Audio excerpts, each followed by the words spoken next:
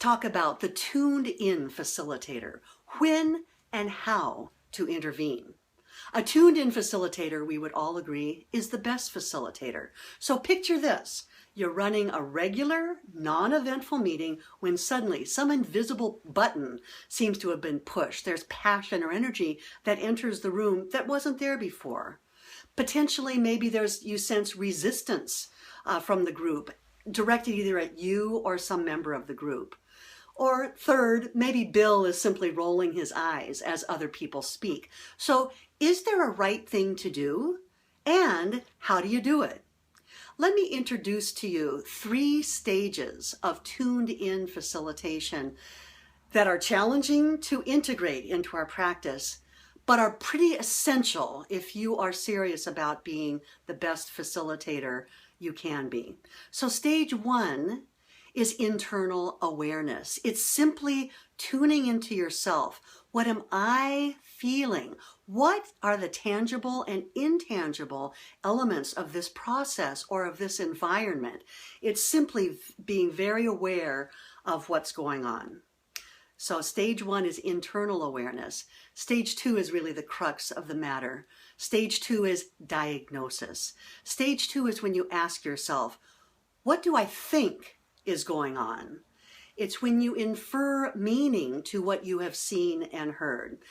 And because it's the crux, there are 3 essential reminders at this stage. Number 1, your diagnosis is yours alone. It may be seriously off the mark, or it might be just right.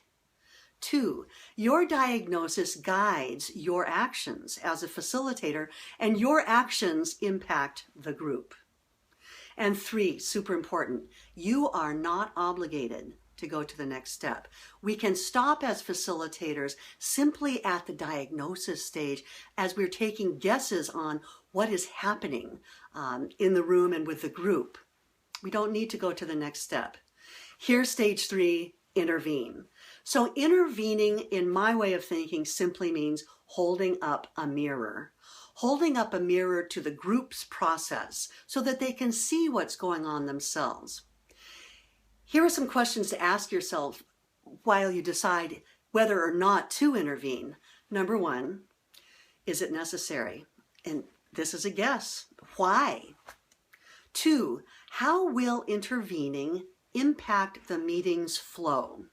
How might it impact the environment? And 3, what will happen if I do nothing? Now, there's so much going on in meetings most of the time.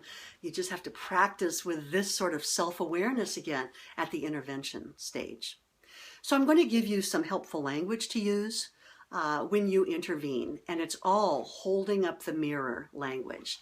The first is, I'm noticing that your eyes are the mirror. The second is, let's stop for a moment and look what's going on. Again, let's take a look at ourselves to see what's going on. A third helpful phrase or sentence is, it strikes me that, and here you are attempting to remain neutral, but you're seeing something and you're testing it out on the group. It strikes me that what I'm seeing. And then fourth, potentially, I'd like to suggest. I'll go through those again. I'm noticing that. Let's stop for a moment and look what's going on. It strikes me that, and I'd like to suggest. So in conclusion, facilitation is not easy.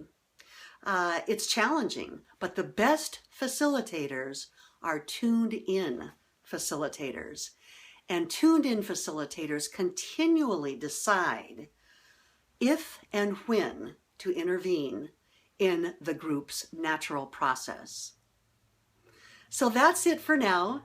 We'll see you next time. Thanks for watching.